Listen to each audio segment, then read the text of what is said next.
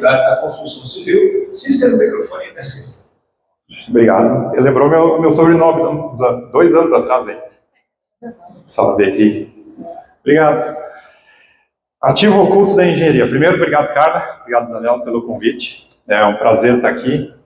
Já que é menos pior. É um prazer estar aqui em Minas, estado que eu adoro, uma cidade que eu adoro, estado que eu gosto demais. E eu vou provar com o primeiro slide aqui, quando falo de mim, eu vou ter que falar de Minas, porque eu gosto tanto que eu casei com uma mineira. E aqui são meus sogros, eu levei eles para o Rio Grande do Sul, porque toda quarta-feira eu como comida mineira, dia de ir na casa da minha sogra, comer feijão, comer comida boa.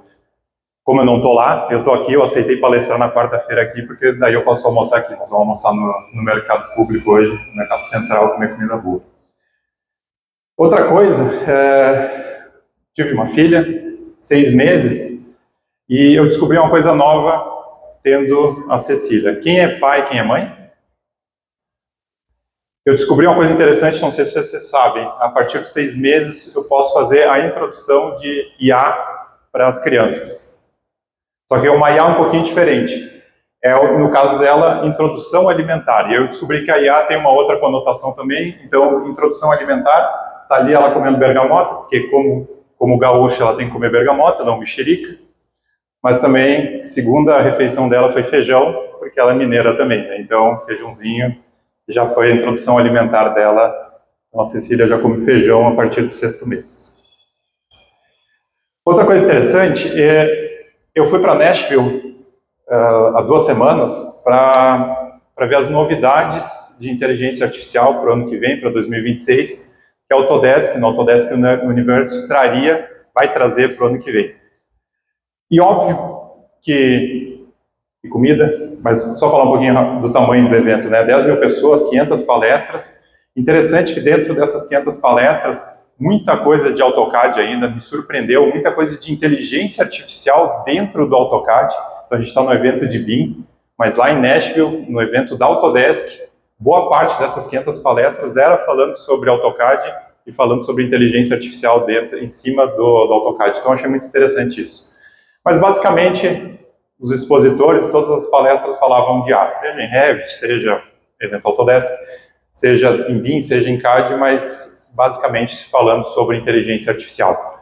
Só que uma coisa, trabalhando já em 2023, eu palestrei sobre inteligência artificial aqui, uma coisa já há 2 anos a gente falando muito de inteligência artificial, usando muito inteligência artificial, eu resolvi trazer a palestra para esse ano sobre dados, porque eu tendo a fazer uma pesquisa rápida, conversando com as pessoas reclamam que a inteligência artificial não dá uma resposta correta. Ao longo desses 2 anos, a gente notou que 90%, 95% das vezes ela acerta. Quando ela erra, normalmente é porque o nosso banco de dados tem algum problema. Ou ele tem duplicidade de informação, ou ele tem um excesso de informação que quando ela vai pesquisar aquela informação específica, ela não consegue achar. Então, por isso que eu trouxe essa palestra de dados, para a gente começar a pensar, realmente, se eu vou pensar por onde eu vou começar uma nova tecnologia ou um novo setor, seja industrialização, seja BIM, seja IA, por onde eu tenho que começar? Será que eu tenho que começar realmente pela ferramenta? Será que o mais importante hoje em dia é eu escolher qual é a minha ferramenta?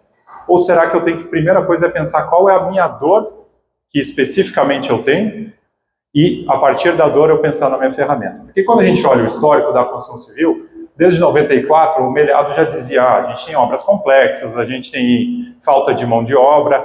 Então, a gente vem há muito tempo falando que a dor da construção civil é sempre a mesma. E quando a gente pesquisa aqui para 2025, ele vai dizer de novo que é escassez de mão de obra.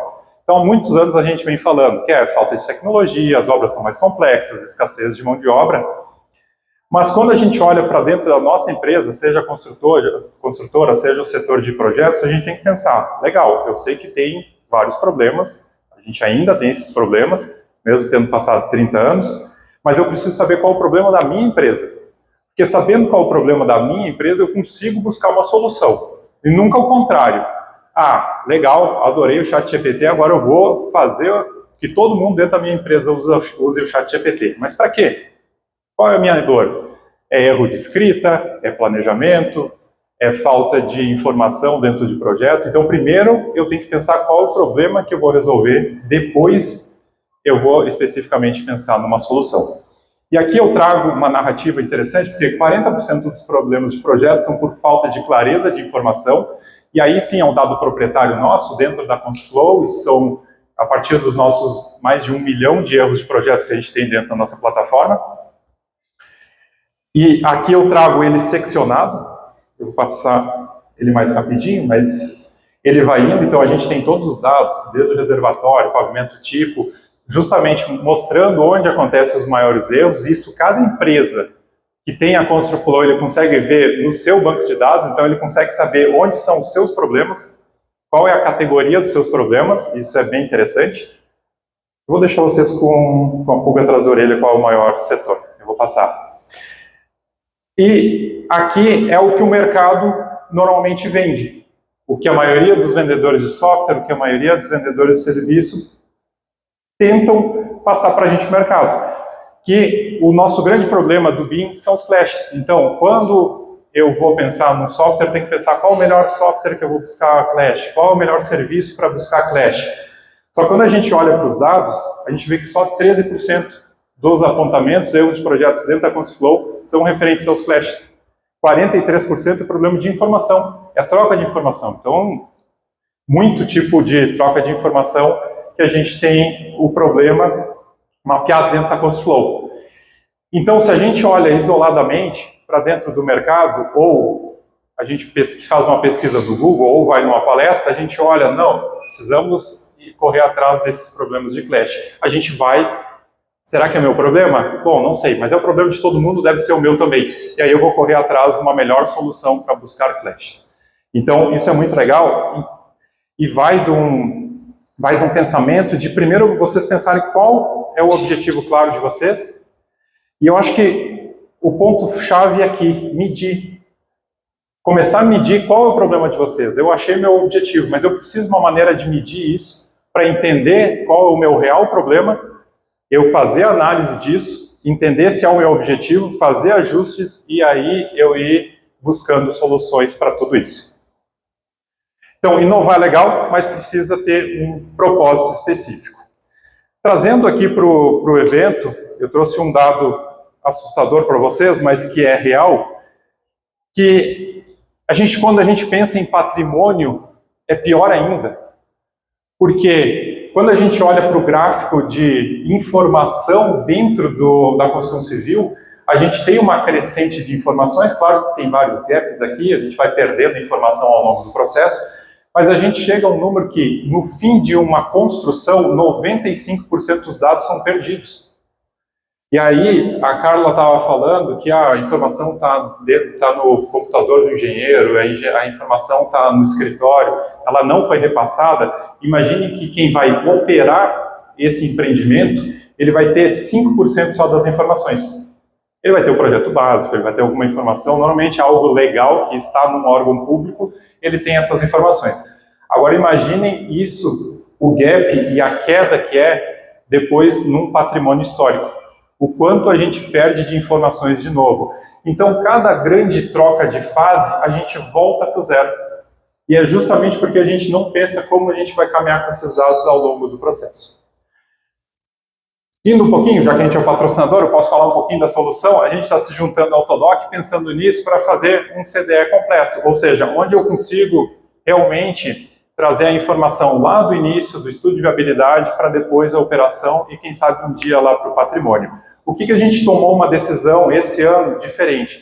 De, ao invés de ficar cobrando por espaço, a gente trouxe para usuários e espaço ilimitado. Porque justamente o que a gente entende? Se eu tenho uma inteligência artificial que vai poder fazer uma pergunta para qualquer documento, se eu preciso essa informação pós acabar a construção lá na operação, como é que eu vou cobrar do meu cliente espaço limitado dele, sendo que quando ele atingir esse espaço ele vai pensar, pô, não vou pagar, porque muitas vezes a operação não é minha, muitas vezes é outra pessoa que vai cuidar daquilo, então eu não vou pagar aquele espaço, e a gente começa a acessar essa informação. Então a nossa parte para melhorar essa questão do trânsito da informação foi transformar o nosso CDE num CDE onde eu tenho espaço ilimitado, e aí vocês podem colocar desde um estudo de viabilidade até manter pós a operação, manter essas informações no mesmo CDE. A gente se juntou com a Autodoc, que é um líder, um repositório líder do mercado, e a gente, a CoSflow, é o líder na parte de gestão da informação, na parte de gestão de issues, de erros de projetos. Então, está um conjunto bem legal, bem completo, com modelo BIM, com todas as informações, com inteligência artificial, onde eu posso fazer uma pergunta, ele busca em todo o banco de dados. Então, é bem legal. Eu posso perguntar qual a informação de orçamento, qual a informação do memorial descritivo, simplesmente faço uma pergunta, ele consegue buscar em todos os documentos essa informação. E aqui eu trago uma imagem bem interessante, que quando eu faço palestra e não envolve patrimônio público, patrimônio histórico, eu levo para uma conotação só, onde a gente utiliza métodos antigos, processos antigos, e a gente quer adaptar uma tecnologia.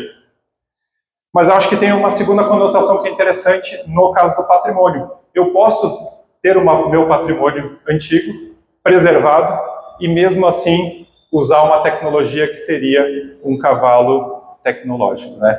Então são essas duas conotações para vocês pensarem. Como eu tenho um patrimônio histórico e eu posso utilizar essa minha nova tecnologia, mas também pensar, será que eu não estou com um processo antigo? Será que o meu objetivo era se deslocar de um ponto a outro? Eu estou usando uma carroça antiga com um cavalo tecnológico para me deslocar, sendo que uma opção podia montar nele direto, segunda opção, podia pensar em tecnologias diferentes que me transportem de um ponto a outro, sem precisar dos meus processos antigos.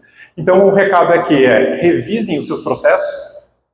Será que a gente não precisa pensar em processos novos para utilizar as novas tecnologias? Exemplo, a própria inteligência artificial, onde eu vou fazer uma pergunta.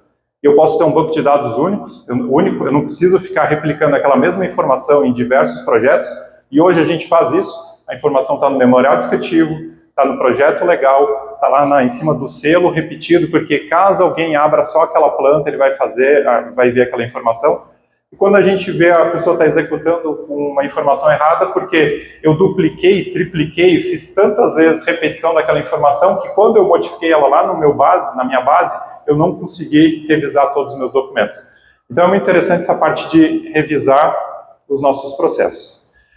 E aqui o recado final, que eu acho muito legal, é não tente achar um problema para encaixar na ferramenta legal que você encontrou. Olhar o TikTok, olhar o LinkedIn, um corte de 10 segundos numa ferramenta que faz tudo automático, que faz algo mirabolante, e aí eu chego no escritório e exijo que as pessoas comecem a usar, isso vai dar errado. Primeiro que as pessoas vão achar um erro e vão forçar esse erro, e segundo, que a gente acabou não revisando os nossos processos, que para mim é a parte mais importante, é o recado mais importante. Então, obrigado. Pensem antes na ferramenta, pensem em qual ferramenta vocês querem utilizar, mas pensem nos processos de vocês também, a adequação dos processos antes de usar uma nova ferramenta. Obrigado, pessoal.